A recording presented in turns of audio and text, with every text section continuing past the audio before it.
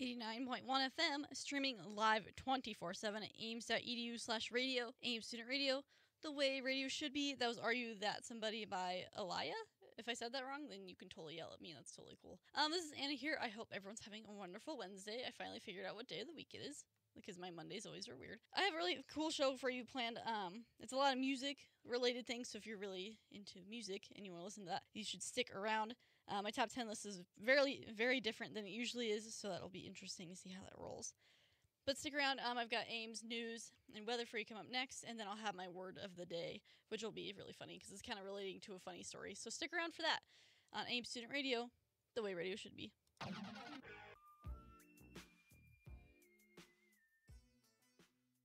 89.1 FM, Ames Student Radio, the way radio should be. That was Big Papa by Notorious B.I.G. So I have my word of the day for you today. It's a real word, believe it or not.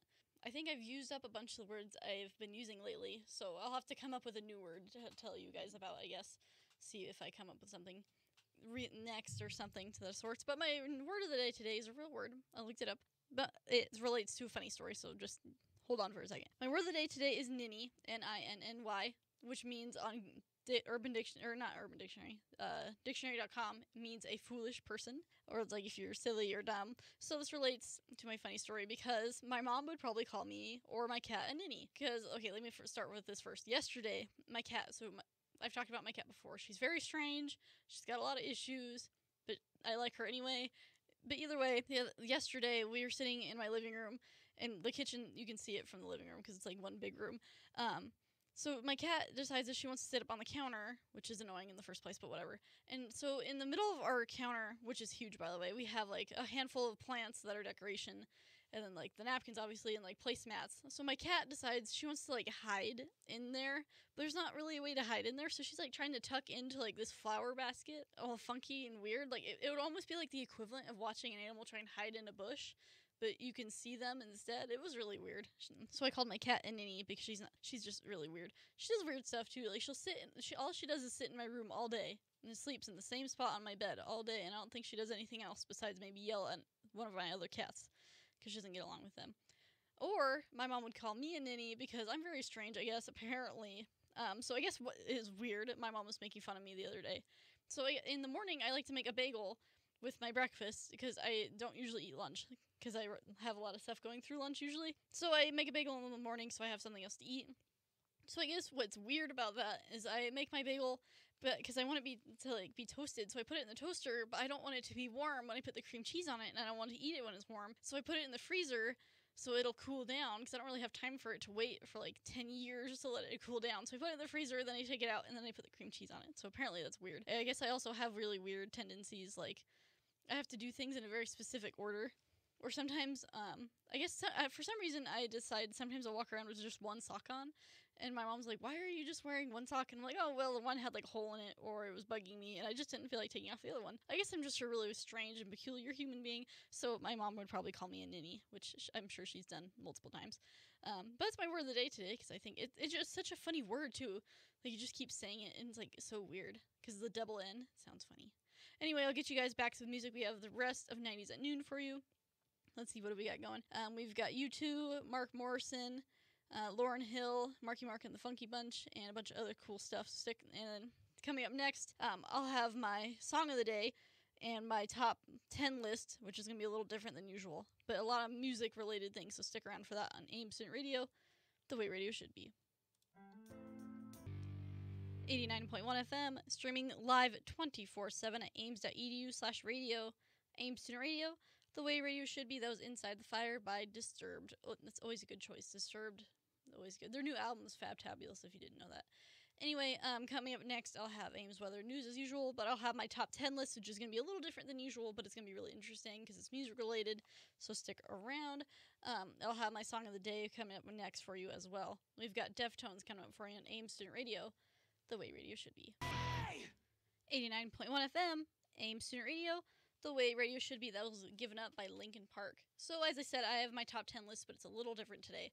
So as you all know, because I just said it, Avenged Sevenfold released their new album called The Stage, and it's amazing. I'm going to talk more about it later. But right now, I saw on Facebook not too long ago that Sinister Gates, his dad's name is Brian Hanner. I follow him on Facebook, and he put his favorite albums of Avenged Sevenfold in order. So I decided I wanted to do that, figure out which ones I thought were the best, in my opinion, which ones, like, they're all really good. There's not one album from Avenged Sevenfold that's horrible.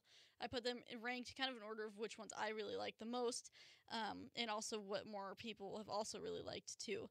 So I'm going to do that. So it's my top 7 list, because there's 7 albums, so it's not quite 10, but we'll run with it. So my top 7, wow, I can totally talk today, Avenged Sevenfold albums that I've ranked. I want to do an honorable mention. Everyone forgets about Diamonds in the Rough, and their singles Ready to Die and Carry On. They're all really good. I liked Diamonds in the Rough. It came with the CD for Live in the LBC, which is awesome, by the way. It's one of my favorite things ever. But everyone forgets about Diamonds in the Rough, and I love Diamonds in the Rough. It's got some awesome songs in here. They did covers of Walk and Flash of the Blade, which are awesome. I really like Girl I Know on there. That's a really good one off of Diamonds in the Rough. And then I love Ready to Die. I bought that one. I love that song. It's so good. It's really long, and I think everyone just forgets about how great it is, but I love it. And then Carry On, I have that on vinyl. I also have Diamonds in the Rough on vinyl. Carry On is really good. They did that for Call of Duty, and it's really, really good. But I wanted to throw those in there because everyone forgets about those, but they're really good. Anyway, my number 7 is Sounding the Seventh Trumpet. It was their first album, so I'm going to put it on the bottom, not because it's bad, but because it's very different from what they've been doing lately. I really actually like that album. It's kind of raw. They used a lot more guttural vocals, a lot more screaming, I guess, if you wanted to call it. But they were kind of trying to get their footing of what they wanted to do. And I like the album. It has a lot of really good songs on it. I like the album artwork as well. I really like Warmness on the Soul. It's a really soft song, but I really like it. It's a really cool song. I like Streets as well. It's a good one, too. Let's see, I'm looking through my iPod, because I own all these albums, of course, because they're my favorite band. The Art of Subconscious Illusion is a really good one, too. And that brings me to my number 6 on my top 7 list, Waking the Fallen. It's their second album, and it's not on the bottom of my list because it's a bad album. It's towards the bottom of my list because it's just their second album, and I actually really enjoy this album. I think it's a really awesome album. It's kind of similar to the first album, of course, but it's more of them kind of trying to find their sound and what they are more comfortable with. So there's a little bit less of the guttural or screaming vocal, whatever you want to call it, and a little bit more of the singing. I really like Eternal Rest. Obviously everyone loves Unholy Confessions. That's probably everyone's favorite on here. Second Heartbeat's a good one. I really like I Won't See You Tonight, Part 1 and 2. I just really like this whole album. I think it's really creative and really different. So it's kind of cool to hear this album. It's definitely a lot different than anything else that was out at the time. Then my number 5 on my top 7 album is Hail to the King. So it's like their latest album. Kind of their latest album. Came out in 2013. I just wasn't feeling the vibe of this album as much.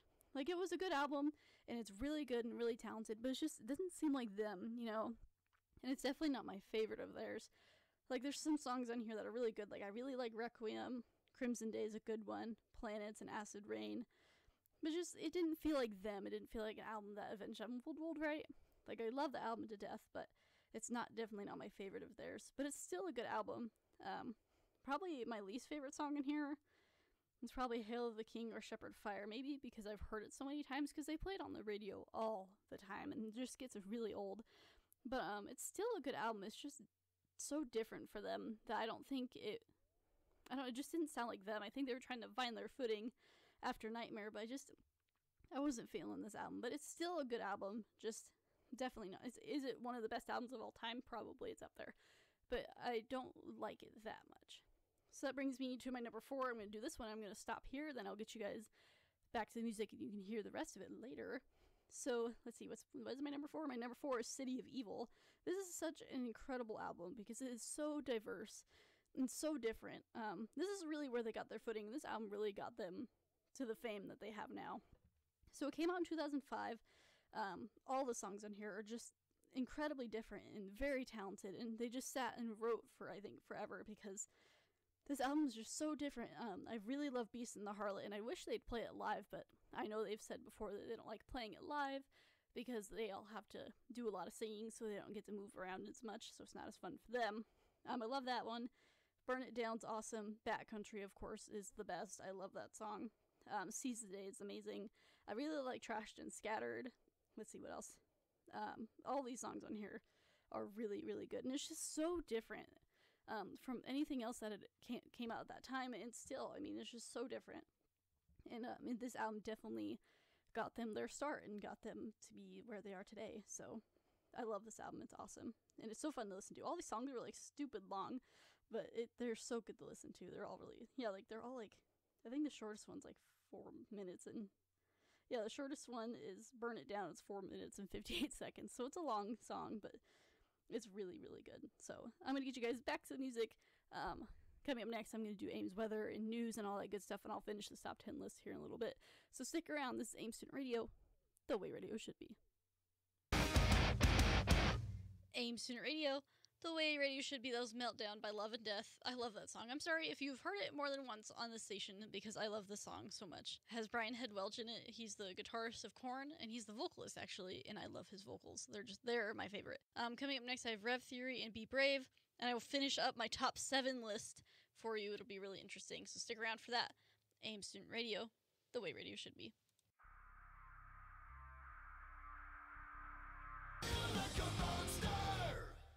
Ames Student Radio, the way radio should be. That was Monster by Skillet. Skillet is always a classic. Everybody likes Skillet. Anyway, so I have the rest of my top 7 lists today. So my top 7 list today is Avenged Sevenfold Albums ranked by me. I already did the bottom. Let's see how many numbers. 1, 2, 3, 4, 5. The bottom 4. So my number 7 was Sounding the Seventh Trumpet. Number 6, Waking the Fallen. Number 5, Hail of the King. And number 4, City of Evil. So I have my top 3. My number 3 right now. So I kind of fought with my, because I've been planning on doing this for like the last week, and I've been fighting with my number 2 and 3 for the last week.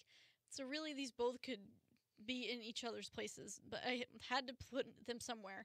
So my number 3 is The Stage. It's their new album. It literally just came out. They literally just like dropped an album. It's like, here you go, which is awesome. Actually, everyone was kind of like expecting them to release it in December, which I'm glad they didn't because I love this album. It's awesome.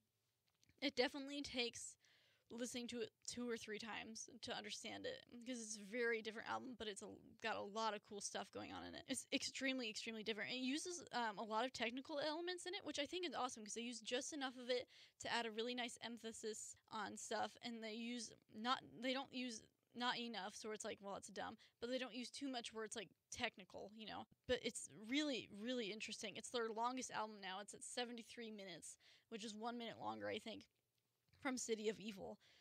It is an awesome, awesome album. I'm going to talk a little bit more about it later, so stick around for that if you want to hear more about it. But I really enjoy this album because it's just so raw and really natural. I was reading an article from Rolling Stone that did an interview with M. Shadows, the vocalist, and they were asking him a question about working with their producer, Joe Barresi, I think is how you say it. If I said it wrong, sorry. They were talking about working with him, and he was talking about how there isn't any drum samples on there, and there's no vocal tuning, which I think is awesome because it's so much more natural. These guys are really, really talented, so I think it's awesome that this album shines how talented they are.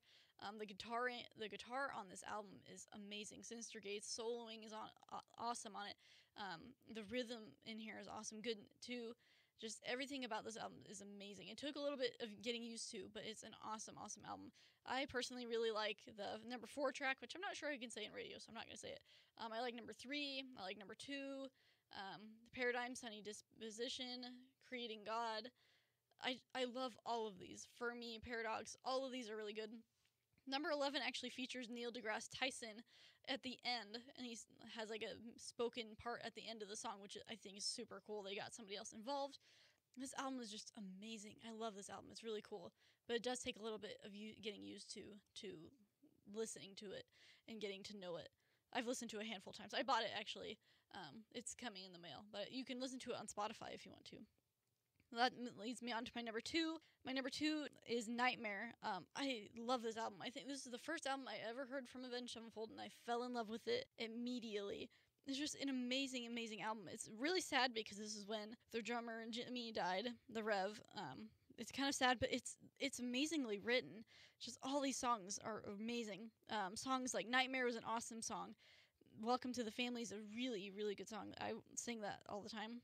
So Far Away is incredibly sad. Is written by Sinister Gates, but I love it. He wrote it. It's a really good song. Fiction is really hauntingly creepy, but it's awesome.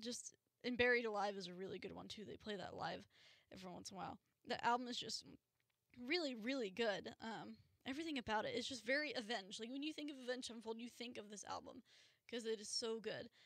I've played a bunch of stuff from this album before because there's Welcome to the Family and Nightmare, and that's what we have here. But it is a really good album. And my number one album from Avenged Sevenfold, if you know their albums and you know which one I'm going to do, my number one is the self-titled album. It's their fourth album. This album is insanely good. I love this album. There's not one song in here that I'm like, it's okay. Every song in here is incredible. The writing style of this album was amazing. They produced this album by themselves, so I think was what helped them a lot with writing this album. There's just a lot of good songs. All these songs are amazing. There's not one song in here that I say I don't like. I especially love A Little Piece of Heaven. It's my favorite song of all time. Not just because it's kind of a silly song, but the composition is amazing. Like the way it is written, lyrically and musically, this whole album is incredibly insane for how well written it is. Brompton Cocktail, Scream, I love that one. Critical Acclaim, Afterlife, Dear God is a really good one. This whole album is just amazing. I think it's a lot of people's favorites, for sure. It is such a good album. Like every song on there is good, and Jimmy, the drummer, the Rev, I think he had a lot to do with the writing of it, and it was they all worked together really well to write this album. I really like it. Brian Hanner also had this album on his number one as well. I think it's their probably best album ever. But yeah, that's my list of my favorite Avenged Sevenfold albums ranked. You probably have a little bit different ranking, but you should let me know what you think because I love Avenged Sevenfold. They're my favorite band of all time, and I'm really excited to see what other new stuff they've got coming out. Coming up next, I'm going to take a break from Avenged Sevenfold for a tiny bit.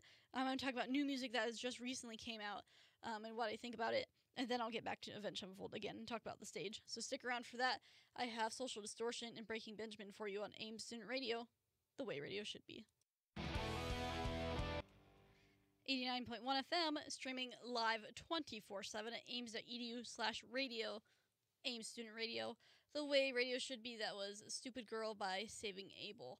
I'll get you guys back to the music real quick. We have got Godsmack and Jane's Addiction coming up for you. Coming up next, I'll do AIM's weather and news as usual, and then I'll talk about some new music that just recently came out and or is coming out soon. So stick around for that. It's going to be kind of interesting. Get to know some new music on AIM Student Radio, the way radio should be.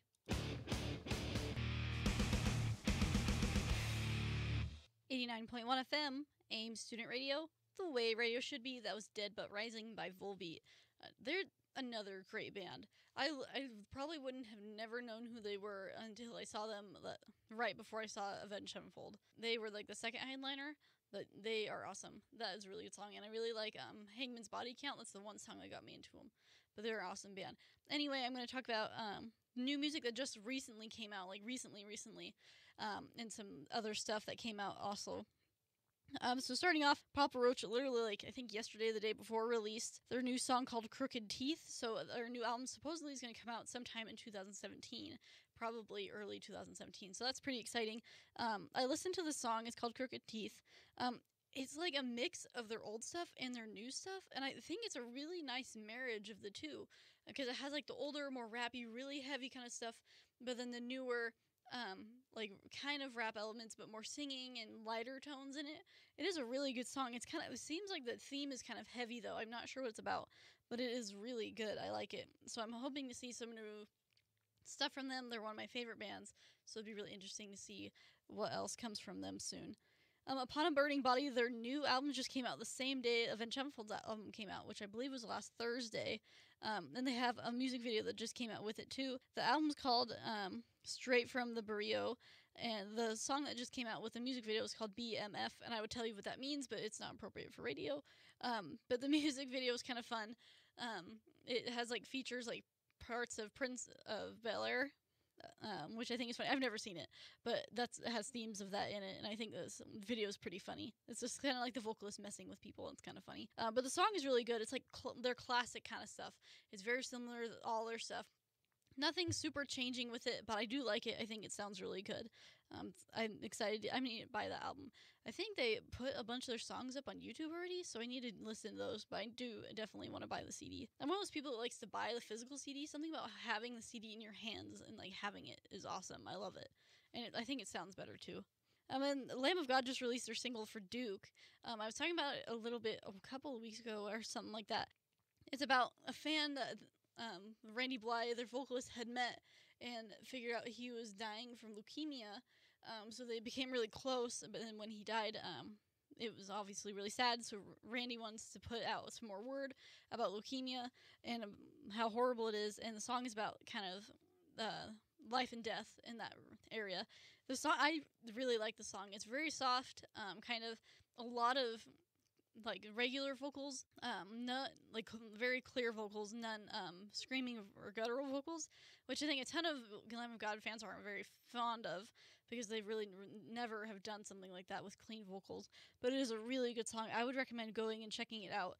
It is really good. They just put it on their Facebook page. They released it the other day as well. It's really good. Korn released their new music video for Take Me. The album came out couple weeks ago, 2 weeks ago maybe. It's a really good album, by the way.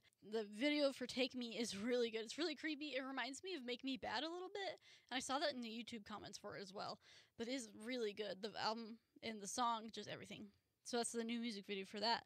Attila's new album Chaos is coming out this Friday.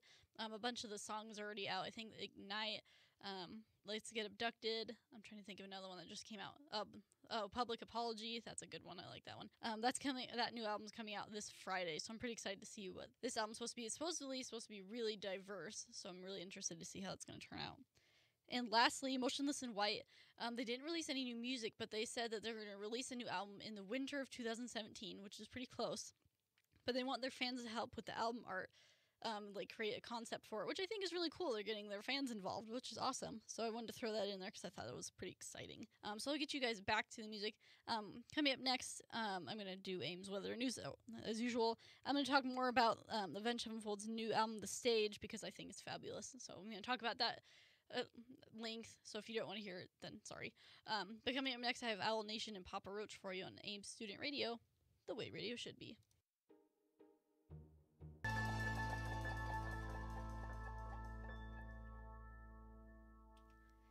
89.1 FM, AIM Student Radio, the way radio should be. That was Villain by Stephanie Maybe. I think it's how you say it.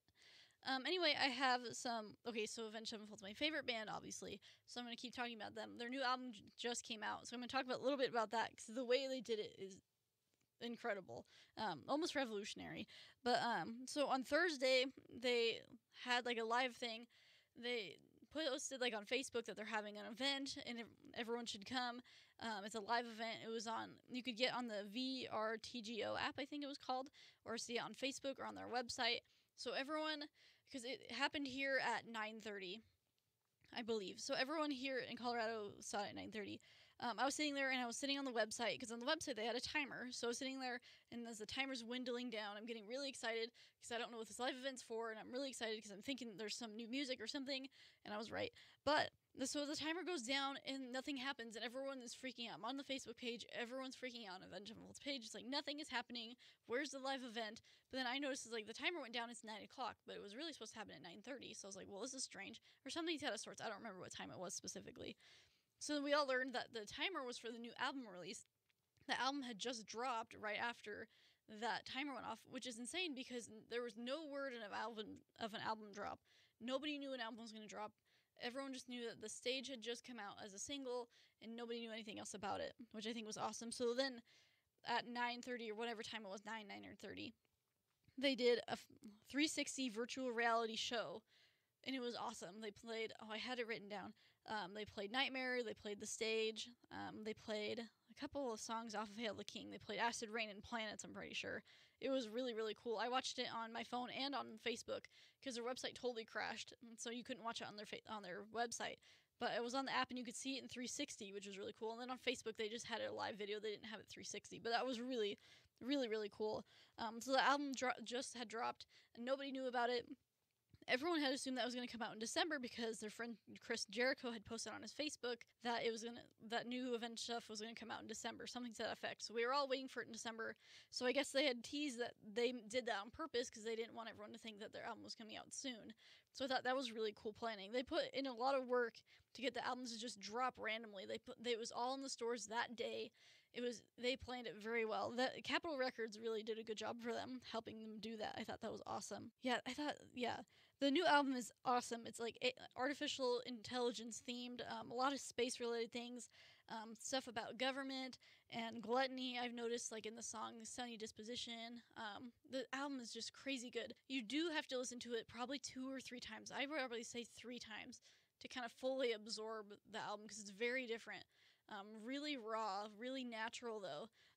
Their new drummer Brooks Wackerman, I think that's how you say it. If I said it wrong, I apologize. Is amazing. I think they totally did a favor for themselves to get a different drummer. Aaron Illiday was their old drummer. He did Hail the King, and he did a really good job. I think he didn't have that more experienced drum talent that they really needed for this album. So I think it was a good point on their part to get Brooks to be the drummer on here. He does an amazing job. Like I said earlier, the guitar is on this album is amazing. The soloing that Sinister Gates does is just incredible. This album is just nuts. It's really long. Go buy it. It is an awesome album. I think right now, it hasn't even been a week, and they've sold a 70K to 75K last I've heard in CDs, so that's really cool. Lastly, some Avenged Sevenfold news. So they used to be with Warner Brothers Records, if you didn't know. And they had this big old lawsuit because Avenged Sevenfold was trying to get out of their contract before it was really due. And now that Warner Brothers is suing them again, because technically I read that they're supposed to do another 7th album. They owed them another album, but they didn't do the album with them, obviously. And you can read all about this. It's like pretty much all over the place. I think I saw in Metal Injection, if I remember correctly. But so they're going back to court with them. But so Warner Brothers, what really pisses me off is they're releasing the best of album for Avenged Sevenfold. And they just said that they were going to do that like a week or so ago. And that's the first time the guys in Avenged Sevenfold had heard about it too. So this is why you should not buy the best of Avenged Sevenfold CD. Avenged Sevenfold didn't have anything to do with it. They didn't pick the track list. They didn't even know about it. Warner Brothers is really just doing it to make more money. So I love Avenged Sevenfold to death, so I am not going to buy that album because I think it's dumb. They're just trying to make money off Avenged Sevenfold. And they're making this lawsuit a huge deal. But it sounds like, I want to say I read that from Metal Injection. That's probably where I got it from. But it's kind of a joke that they're being sued for that. But I don't know the circumstances as well. They may have left their contract early and didn't do it fairly or whatever, but there's that. But there's a whole ton of articles about Avenged Sevenfold's new album. There's Rolling Stone did an interview with them. Sirius did an interview with them. A whole ton of people have done interviews with them. So if you want to know more about it, go check those out. They're really interesting. I've read a bunch of them, so I think it's really cool. So I just wanted to let you guys know about that stuff because I thought it was really cool. So I'll see you guys later. I'll see you guys on Monday because today's Wednesday. I'll be back on Monday from noon to 3 again. I want to remind everybody, like us on Facebook and listen to us on the TuneIn app because that would be fabulous and you can listen to us wherever you want. So I'll get you guys back to the music. We have Bring Me the Horizon and Amidity Affliction coming up for you on AIM Student Radio, the way radio should be.